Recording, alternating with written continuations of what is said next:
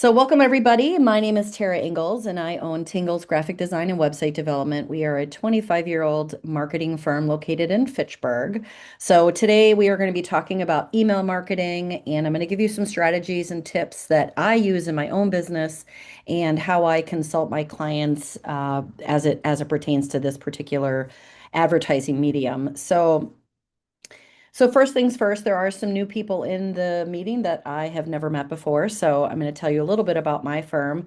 So like I said, we've been around for about 25 years. We have a 5-day turn for a lot of our marketing that we do, such as logo design, brochures and folders and all that fun stuff.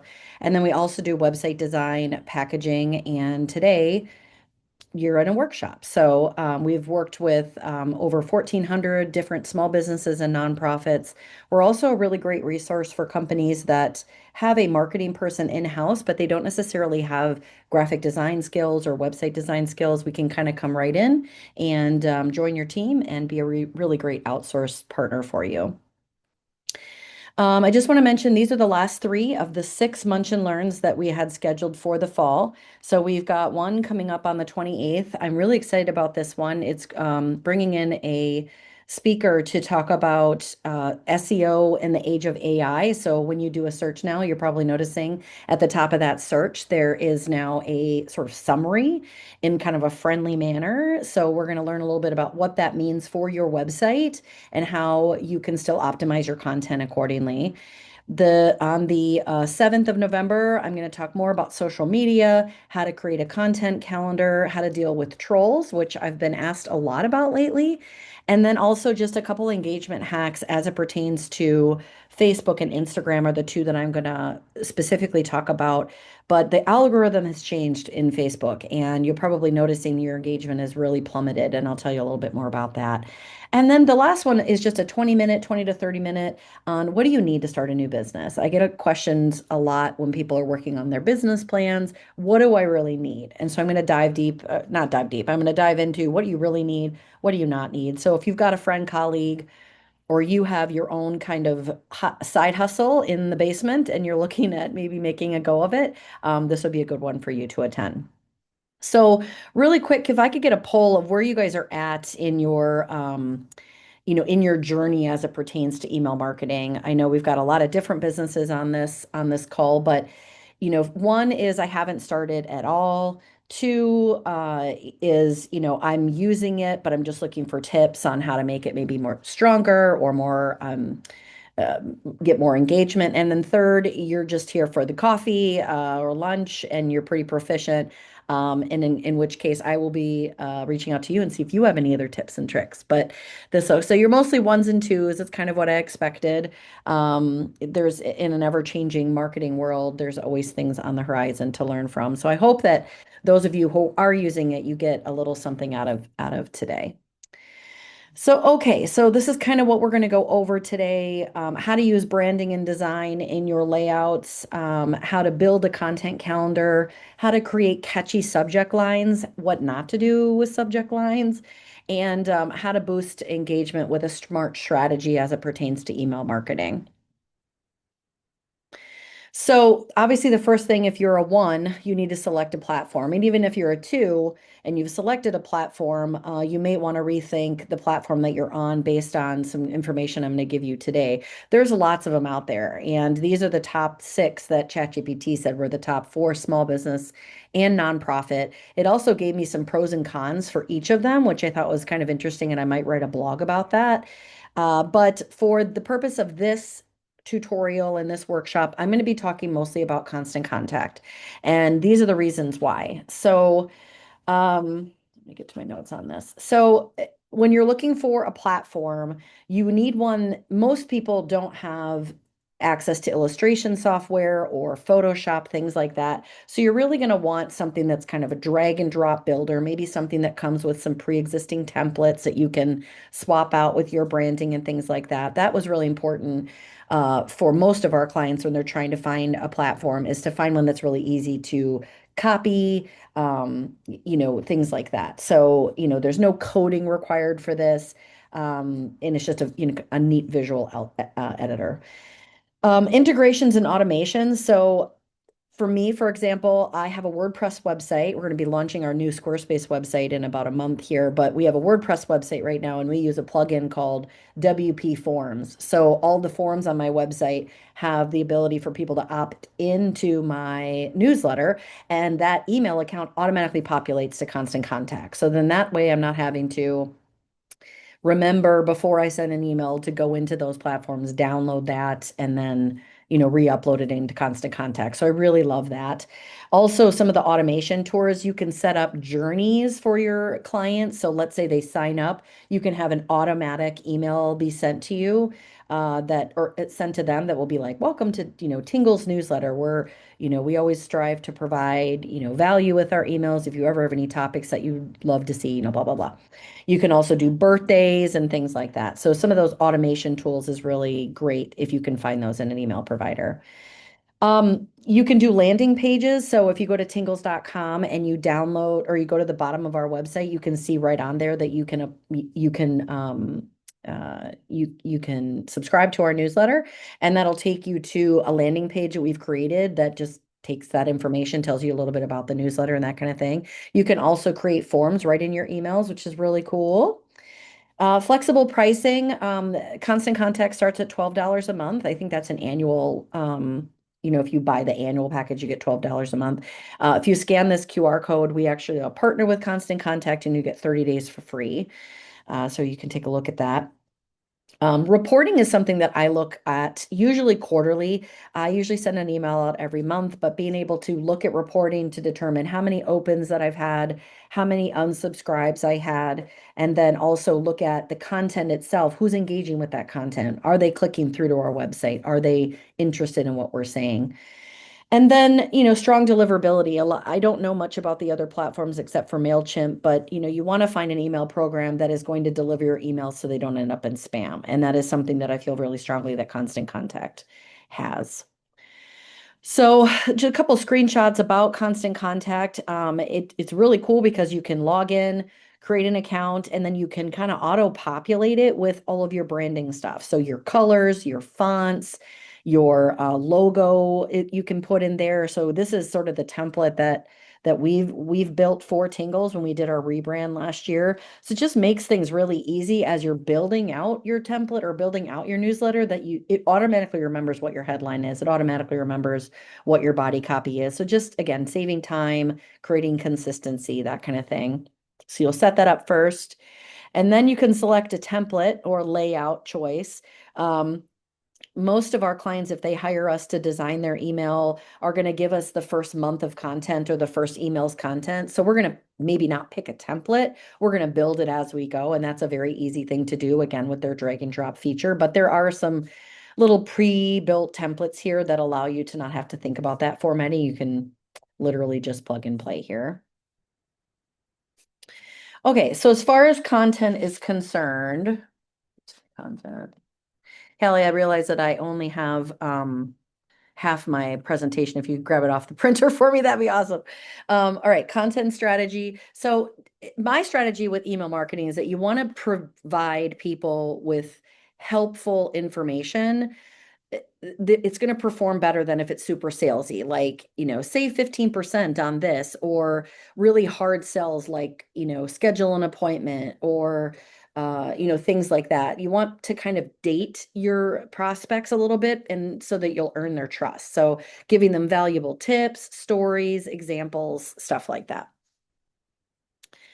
So I like to think of it as like a billboard. So, there are some email marketing campaigns that I've seen out there that they're taking the email and they're putting the entire blog in the email, or the entire article right within the email. And the problem with that is that you can't really tell whether people are even reading it. So my recommendation on that is to create, a short paragraph or a bulleted list of what you're going to learn if you read that article, maybe with a graphic from the article, and then a click to your website for them to read more. Because every time they click or engage with your content, that's going to show you reportable data so that you can find out what people are engaging with.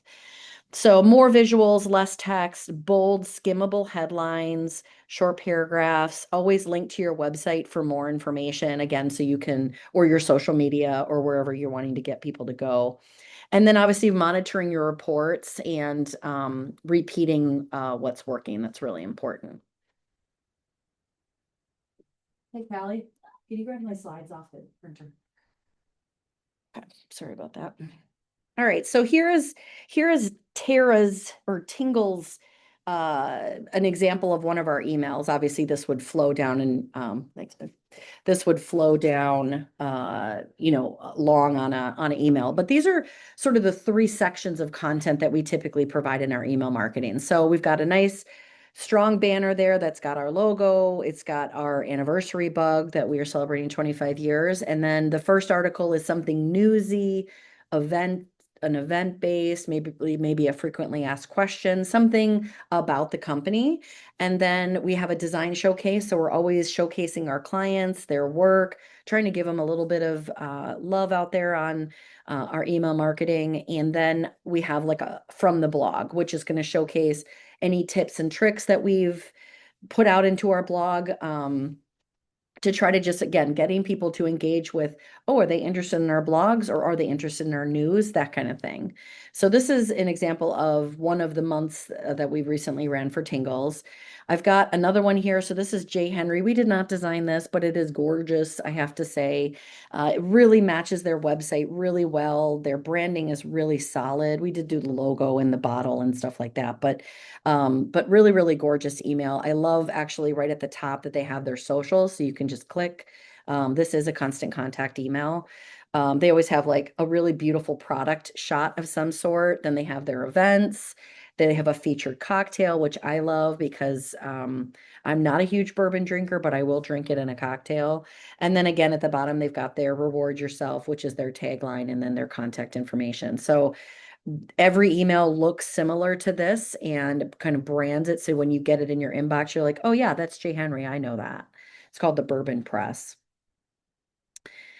This is another close to our heart. This is Heartland Farm Sanctuary. So they are, I love how they've got kind of this barnwood in the background. They've got these circle graphics, which again matches their brand. They always have tons of information, tons of events going on. A lot of times their emails are just filled with thank yous of everyone who has supported their organization. But I just love how this one had, a lot of smiling faces. There's always like a welcome, whatever animal is new on the farm. And I just think it's really well done. And I believe they send theirs out monthly as well. So again, when this comes in the inbox, immediately it's Heartland. It's really informational. They don't even have a donate button. I would typically on their email. It's just more informational about what the farm is up to and that kind of stuff. So those are three examples of ones that, eh, uh, this is a little bit more information than mine, for example, but depending on this is a nonprofit. So depending on your goal for the email marketing, you may have more or less information.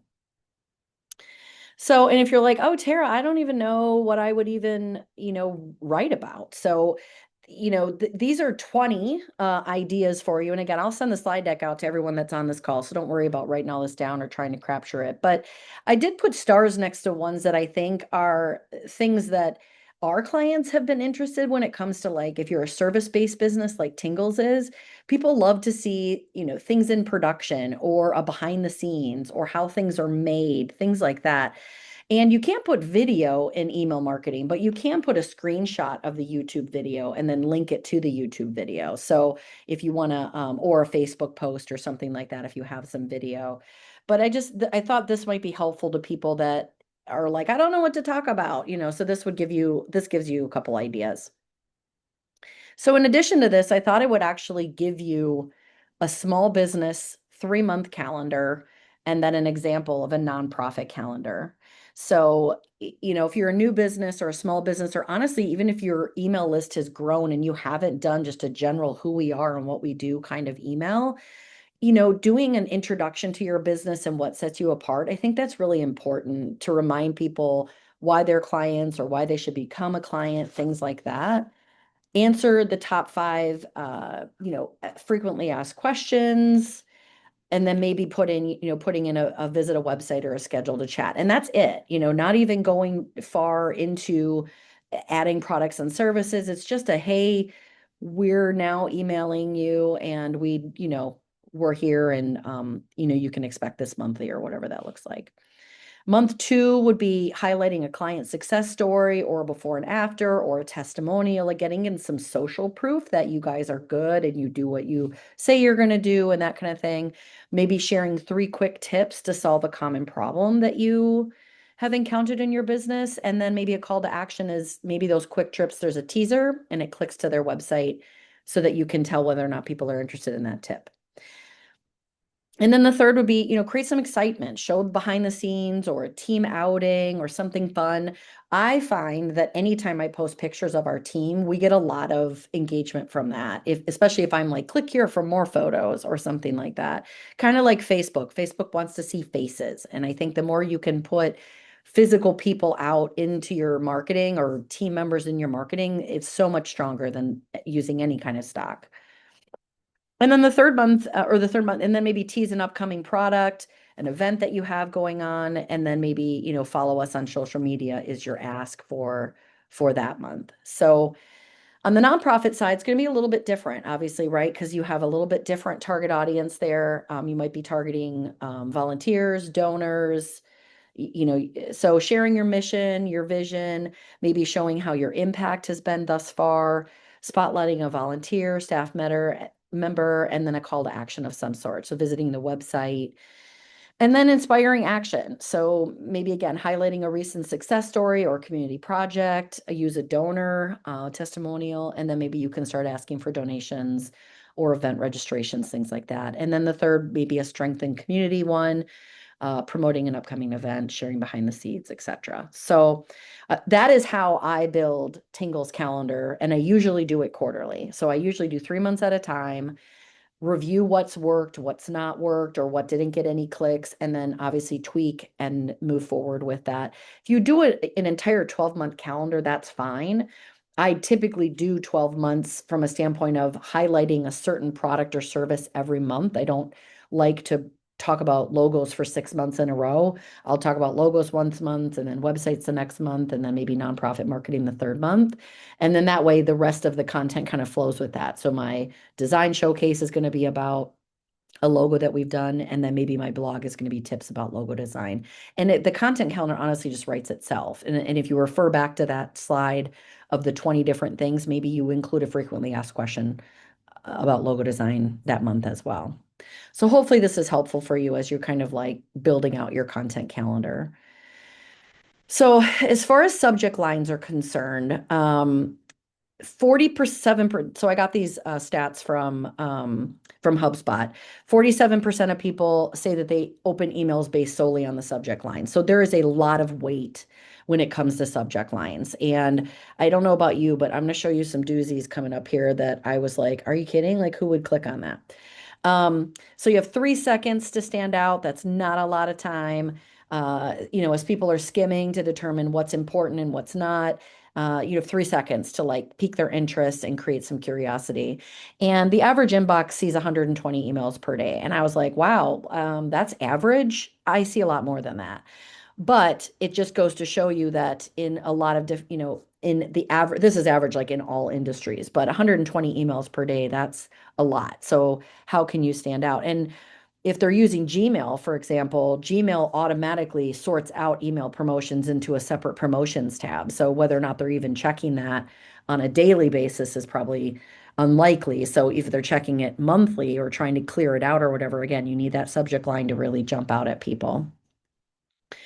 So the good, the bad, the ugly. So I wanted to share with you some not so great and then maybe some suggestions on how to adjust this. So ChatGPT has created like so many different kind of giveaways on how people are using ChatGPT, and one of them is using emotion emojis and the M dash. So if you see a lot of M dashes in content, apparently that's like a giveaway that ChatGPT wrote it. But here are some subject lines, open now, fire, don't miss out. Like, who's going to click on that? Like, that looks like spam, like 100% to me. A bad month, another idea might be just monthly newsletter. It's like, whose monthly newsletter? Tell me more. And then ones I try to do are like 3 quick ways to freshen up your brand or 8 tips to da da da or something to be like, oh, I want to freshen up my brand. Tell me more, click to open. And then, attention small business owners with 12 exclamation points. I mean, one is okay, but I feel like anytime you add so much punctuation, it just becomes, again, it looks a little spammy. And then again, a bad, not so great is Tingle's October update. And then again, a good might be your website might be costing you leads. And I will say that ChatGPT is pretty good for if you were to take like your monthly newsletter content and say, here's my monthly content, write me 10 different or five different email subject lines that are 9 words or less. And, you know, it'll do a good job of helping you kind of create what that might look like using the algorithm of ChatGPT. Just try not to put fire emojis in it.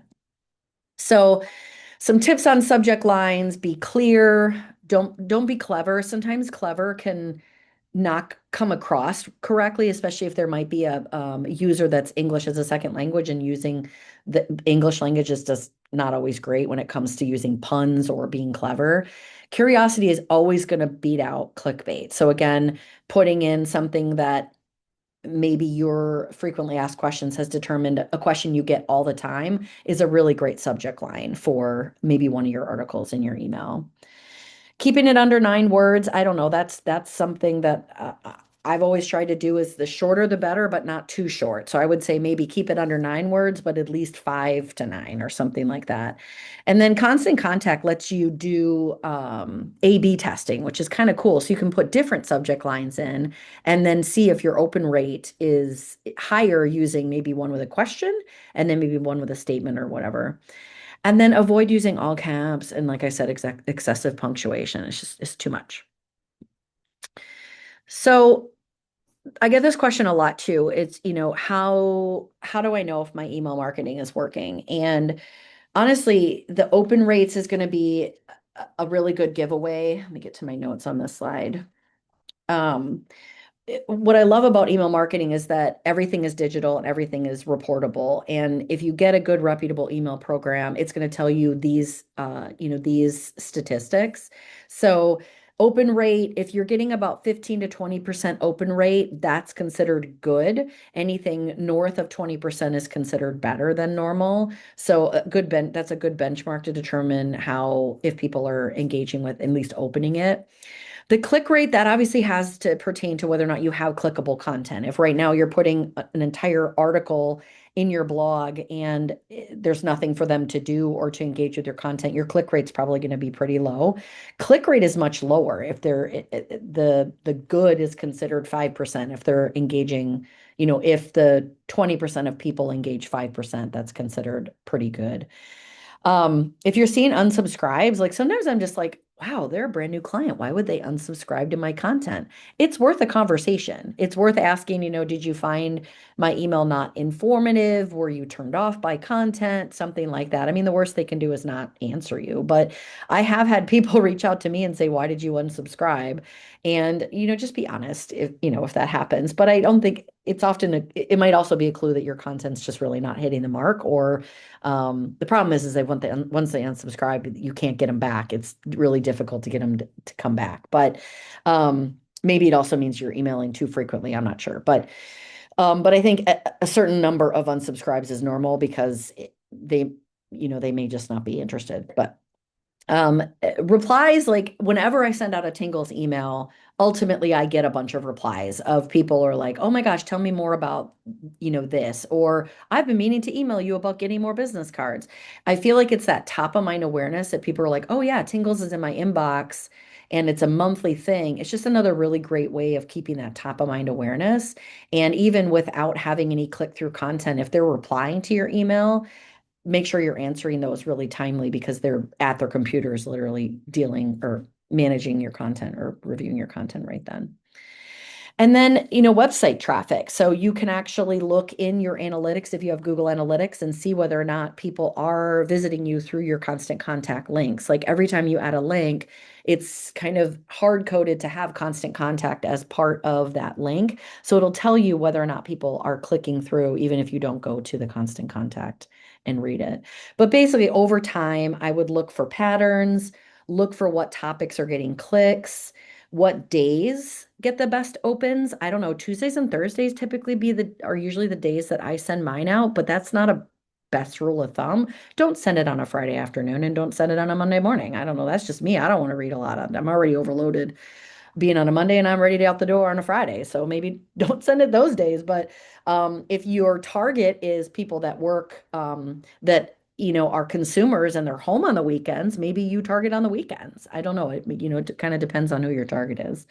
Um, and then do some of that A/B testing with the subject lines. I think that will also be able to give you some insight into whether your email is working. But just like any marketing avenue that you're working on with your business, if you don't review it to see if it's working, it's sort of like throwing money out the window. And $12 a month, yeah, that's not a lot, but your time to write that article, to curate that email list, there's time involved in that. So I think if you're not reviewing that on a regular basis, at least quarterly, with your team, I think you're missing an opportunity there. And maybe it doesn't work at all. That is also something that might be a conclusion you come to.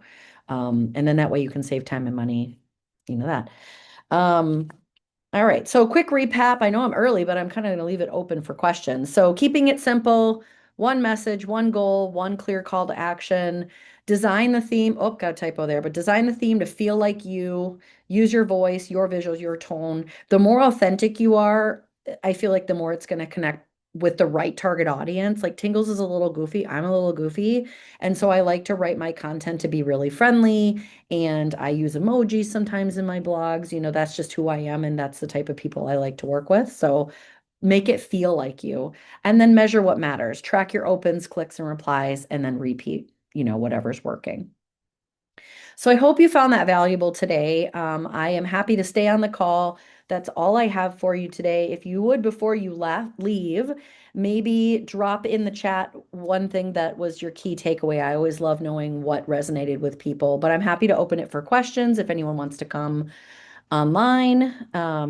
And I can even bring up Constant Contact and show you things if you're interested in that as well. But that's what I got for you today. I hope you found it valuable, and I encourage you to sign up for the next few if this was valuable for you. I always aim to make them super informative so that you can put things in action right away and be a valuable marketing partner for you.